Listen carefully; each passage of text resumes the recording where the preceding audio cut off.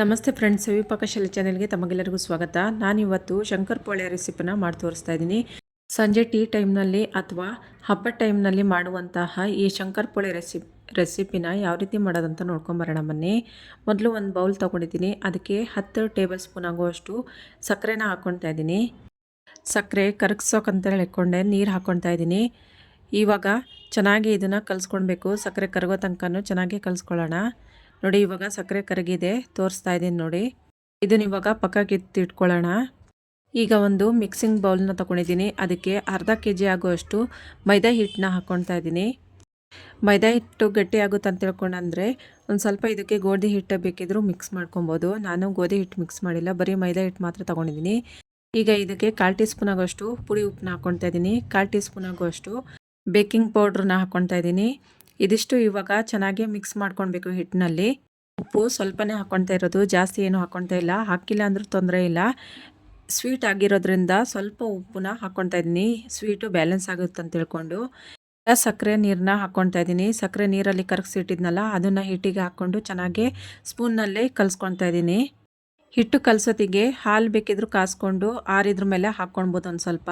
ಆವಾಗ ಹಿಟ್ಟು ಚೆನ್ನಾಗಿ ಸ್ಮೂತಾಗಿ ಬರುತ್ತೆ. ತುಪ್ಪನೂ ಕಾಸ್ಕೊಂಡು ಬೇಕಿದ್ರೂ ಹಾಕ್ಕೊಳ್ಬೋದು. ನಾನಿಲ್ಲಿ ಎಣ್ಣೆ ಹಾಕ್ಕೊಳ್ತಾ ಇದ್ದೀನಿ. ಇವಾಗ ನೋಡಿ, ಸ್ಪೂನ್ ತೆಗೆದುಬಿಟ್ಟು ಕೈನಲ್ಲೇ ಚೆನ್ನಾಗಿ ಕಲಿಸ್ಕೊಳ್ತಾ ನಾದ್ಕೊಳ್ತಾ ಇದ್ದೀನಿ. ಈ ರೀತಿಯಾಗಿ ಹಿಟ್ಟನ್ನು ಚೆನ್ನಾಗಿ ನಾದ್ಕೊಳ್ಬೇಕು.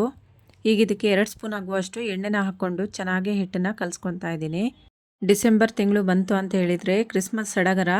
ಈ ಕ್ರಿಸ್ಮಸ್ ಹಬ್ಬಕ್ಕಂತಲೇ ಎಣ್ಣೆ ತಿಂಡಿಗಳು ಮತ್ತು ಸ್ವೀಟ್ಗಳೆಲ್ಲ ಮಾಡ್ಕೊತಾ ಇರ್ತಾರೆ ಅವ್ರವ್ರ ಮನೆಗಳಲ್ಲಿ.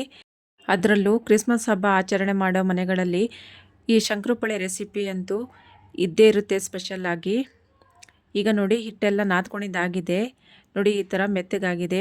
ಇದನ್ನೀಗ ಒಂದು ಅರ್ಧ ಗಂಟೆಗಳ ಕಾಲ ಚೆನ್ನಾಗಿ ಹಿಟ್ಟು ನೆನೆಯೋಕ್ಕೆ ಇಟ್ಬಿಡಬೇಕು. ಈಗ ನೋಡಿ, ಅರ್ಧ ಗಂಟೆ ಆಗಿದೆ. ಪ್ಲೇಟ್ನ ಓಪನ್ ಮಾಡಿ ನೋಡ್ತಾ ಇದ್ದೀನಿ. ನೋಡಿ, ಹಿಟ್ಟು ಒಂದು ಸ್ವಲ್ಪ ಸ್ಮೂತಾಗಿ ಚೆನ್ನಾಗಿ ಬಂದಿದೆ. ಈಗ ಇದನ್ನು ಕಲ್ ಮೇಲೆ ಹಾಕ್ಕೊಂಡು ಚೆನ್ನಾಗಿ ನಾನು ಇದನ್ನು ಒಂದು ಸತಿ ನಾದ್ಕೊತಾ ಇದ್ದೀನಿ. ಹಿಟ್ಟನ್ನು ನಾವು ಎಷ್ಟು ನಾದ್ಕೊತೀವೋ ಅಷ್ಟೇ ಚೆನ್ನಾಗಿ ಲಟ್ಸ್ಕೊಳ್ಳೋಕ್ಕೆ ಆಗುತ್ತೆ ನೋಡಿ. ಇವಾಗ ಸ್ವಲ್ಪನೇ ಹಿಟ್ಟು ತಗೊಂಡು ಹಿಟ್ಟನ್ನ ಚೆನ್ನಾಗಿ ಉಂಡೆ ಕಟ್ಕೊಳ್ಬೇಕು. ನಾವಿದಕ್ಕೆ ಬರೀ ಮೈದಾ ಹಿಟ್ಟು ಹಾಕಿರೋದ್ರಿಂದ ಸ್ವಲ್ಪ ಗಟ್ಟಿನೇ ಬರುತ್ತೆ ಹಿಟ್ಟು. ಅದಕ್ಕಾಗಿ ನಾವು ಕಲಿಸ್ಕೊಳ್ಳೋತ್ತಿಗೆ ಸ್ವಲ್ಪ ನೀರು ಹಾಕ್ಕೊಂಡು ಮೆತ್ತಗೆ ಕಲಿಸ್ಕೊಳ್ಬೇಕು. ಆವಾಗ ಹಿಟ್ಟು ಗಟ್ಟಿ ಆಗೋದಿಲ್ಲ, ಸ್ಮೂತಾಗಿ ಆಗುತ್ತೆ ನೋಡಿ. ಇವಾಗ ಉಂಡೆ ಕಟ್ಕೊಂಡಿದ್ದೆಲ್ಲ ಆಗಿದೆ. ಇದನ್ನ ಇವಾಗ ಹಿಟ್ಟನ್ನ ಪಕ್ಕಕ್ಕೆ ಎತ್ತಿಟ್ಕೊಂಡು ನಾವು ಉಂಡೆ ಕಟ್ಕೊಂಡಿದ್ವಲ್ಲ ಅದನ್ನು ಒಂದೊಂದಾಗಿನೇ ಲಟ್ಟಿಸ್ಕೊಳ್ಬೇಕು. ಇದ್ರ ಮೇಲೆ ಒಂದು ಸ್ವಲ್ಪ ಒಣ ಹಿಟ್ಟು ಹಾಕ್ಕೊಂಡು ಚೆನ್ನಾಗಿ ಇದನ್ನು ಲಟ್ಟಿಸ್ಕೊಳ್ಳೋಣ. ಹಿಟ್ಟು ಜಾಸ್ತಿ ಹಾಕ್ಕೊಂಡು ಲಟ್ಟಿಸ್ಕೊಳಕ್ಕೆ ಹೋಗಬೇಡಿ. ಹಿಟ್ಟು ಜಾಸ್ತಿ ಹಾಕಿದರೆ ನಾವು ಎಣ್ಣೆಯಲ್ಲಿ ಬಿಡೋತ್ತಿಗೆ ಆ ಹಿಟ್ಟೆಲ್ಲ ಎಣ್ಣೆಯಲ್ಲಿ ಬಿಟ್ಕೊಂಡು ಎಣ್ಣೆ ಎಲ್ಲ ಕಪ್ಪಗಾಗಿಬಿಡುತ್ತೆ. ಮೈದಾ ಹಿಟ್ಟು ಆಗಿರೋದ್ರಿಂದ ನಾವು ಎಷ್ಟು ಲಟ್ಟಿಸ್ತೀವೋ ಅಷ್ಟು ಅಗಲ ಆಗ್ತಾ ಹೋಗುತ್ತಿದ್ದು. ಇವಾಗ ನೋಡಿ, ಆಗಿದೆ ಇದು ಲಟ್ಟಿಸ್ಕೊಂಡಿದ್ದು. ನಾವು ಒಂದು ಸತಿಗೆ 1 2 3 4 ಲಟ್ಟಿಸ್ಕೊಂಡು ಆಮೇಲೆ ಕಟ್ ಮಾಡಿಕೊಂಡು ಎಣ್ಣೆಯಲ್ಲಿ ಹಾಕ್ಕೊಳ್ಬೋದು. ಒಂದೊಂದೇ ಮಾಡಿಕೊಂಡು ಎಣ್ಣೆಯಲ್ಲಿ ಹಾಕ್ಕೊಳ್ತಾ ಇದ್ದರೆ ಗ್ಯಾಸ್ ಸುಮ್ಮನೆ ವೇಸ್ಟ್ ಆಗುತ್ತೆ. ಒಂದು ಸತಿ ಆಫ್ ಮಾಡಬೇಕು, ಒಂದು ಸತಿ ಆನ್ ಮಾಡ್ಕೊಳ್ಬೇಕು. ಈಗ ನೋಡಿ, ಲಟ್ಸ್ಕೊಂಡಿದ್ದೆಲ್ಲ ಆಗಿದೆ.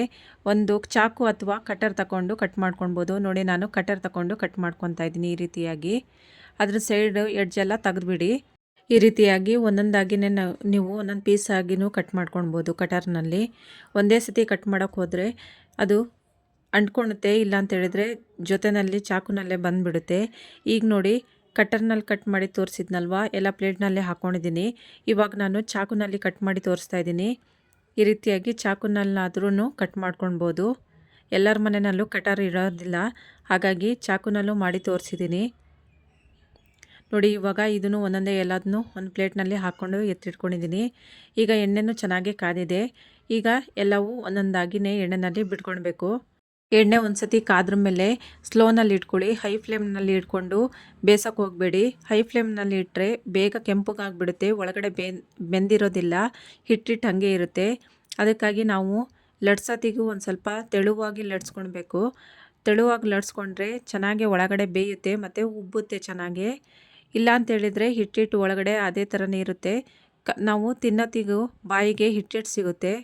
ಇವಾಗ ನೋಡಿ, ಸ್ಲೋನಲ್ಲಿ ಇಟ್ಕೊಂಡು ಬೇಯಿಸ್ಕೊಂಡಿದ್ದಾಗಿದೆ, ಕೆಂಪಗಾಗಿದೆ ಇದು. ಇವಾಗ ಒಳಗಡೆನೂ ಚೆನ್ನಾಗಿ ಬೆಂದಿದೆ. ಇದನ್ನೆಲ್ಲ ಇವಾಗ ತೆಗಿತಾ ಇದ್ದೀನಿ ನೋಡಿ.